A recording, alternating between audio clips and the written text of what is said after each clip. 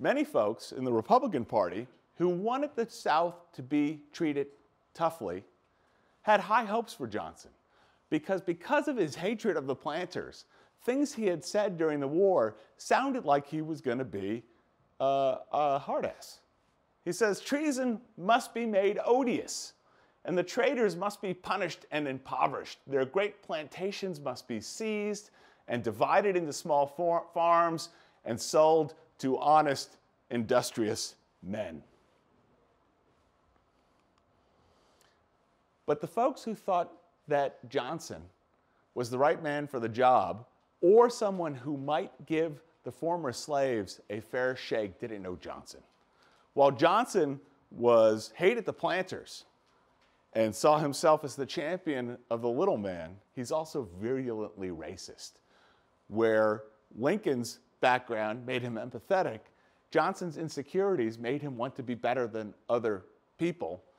And he had purchased slaves during his political career, and while he doesn't like the big fancy planters, he said, I wish to God that every American could have at least one slave to relieve them of the drudgery of household work.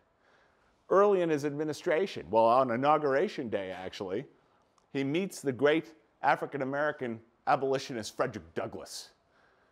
And Douglass would later write this about Johnson. I was standing in the crowd by the side of Mrs. Thomas Dorsey when Mr. Lincoln touched Mr. Johnson and pointed me out. The first expression which came to his face, and which I think was the true index of his heart, was one of bitter contempt and aversion. Like Johnson's like, ugh.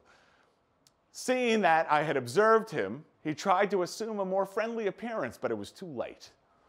It is useless to close the door when all within had been seen.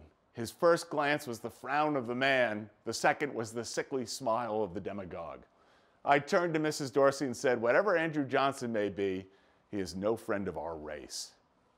A fact that will be confirmed when Douglass brings a delegation of African-American leaders to meet with Johnson at the White House to try to convince him to give African-American men the right to vote. And Johnson is totally dismissive.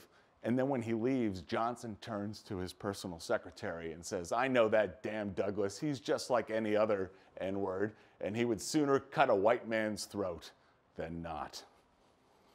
And it will be Frederick Douglass's conclusion that this is the wrong man with the wrong values at the wrong time.